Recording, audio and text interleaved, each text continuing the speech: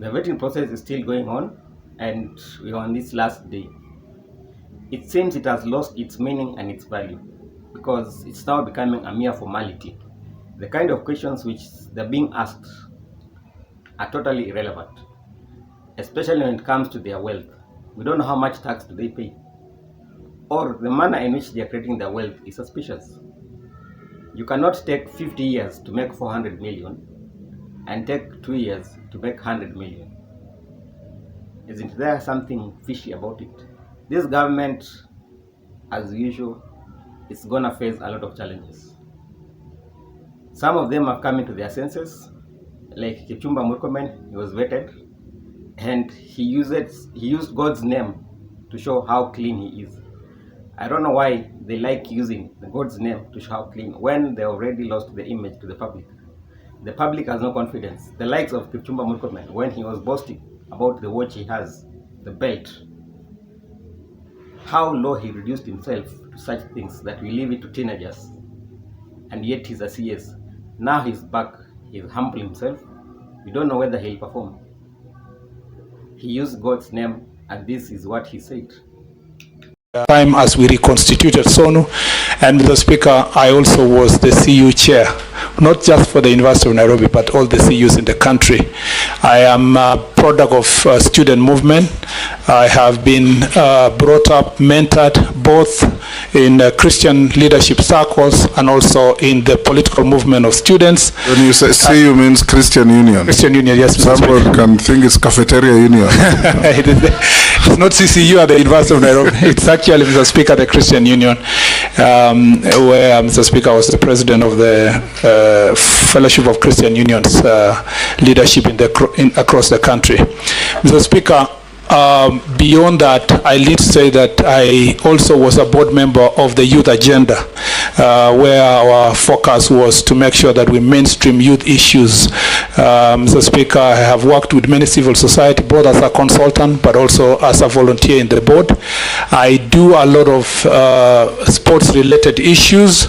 Mr. Speaker, I was the captain of Bunge FC, and I see my members here, Mr. Speaker. Honorable Kikaria was a fantastic midfielder, a bit aggressive sometimes, but Mr. Speaker, I was the captain, and we did exceptionally well during my tenure, and I scored so many goals in different countries in East Africa.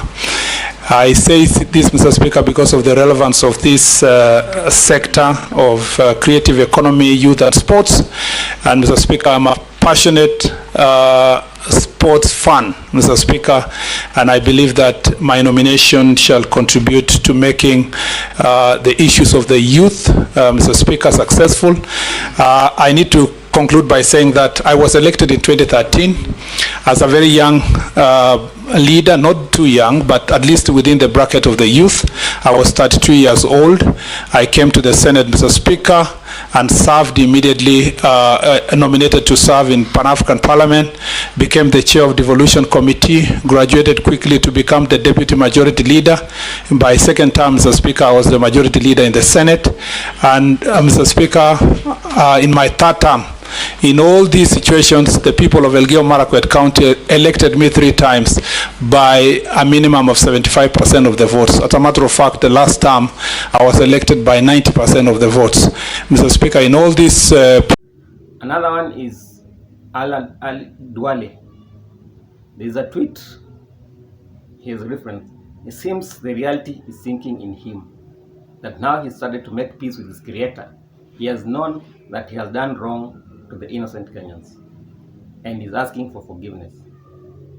Something has now started to bite this government, and the sooner they realize and repent or step down, it will be better for them. Here is a clip of what Duale said, and this is the tweet.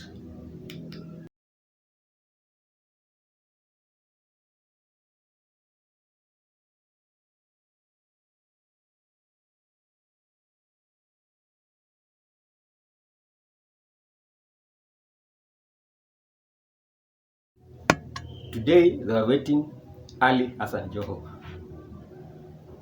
It wasn't as interesting as it is, and The only thing people were so much concerned about Joho was the fact that he was a D minus fellow, and his fluency in English and language and mastery. Well, we have the likes of Joho to be our CS. To some extent, is an insult to our intelligence. To many people too. This is the man who has been criticizing this government. We don't know whether he will perform according to the government task or whether he will betray this government. Now that he's into the system, it is now his time to eat. Joho was served as a governor, his 2 terms. He was the deputy party chairman of ODM, a chief critic of this government. Now he's in the government to serve the people in the Ministry of Mining. Well, Kenya, we are not blessed with so many resources per se. And whatever resources we know we have, we are not utilizing them. We are always selling them abroad. Will the CS say, do what he has said, since he said that there are many jobs in the mining sector? We would want to see how he'll revive them. Ali Hassan Joho has a lot to do to restore public trust in him. Not only even if he's appointed by the CS, even him as an individual. Prior to that, there were a lot of question marks about him. Whether he will restore the confidence or whether he will redeem his image too. By him uniting with William Ruto, he has lost public trust. And are they going to team up with William Ruto again come 2027? Since he also has some presidential ambition, or will he shelve his ambition? Kenyans are awake and they are waiting to see this government. Whether it will perform, or they are actually waiting to do away with this government completely, and Kenya needs to go back to factory setting as it was.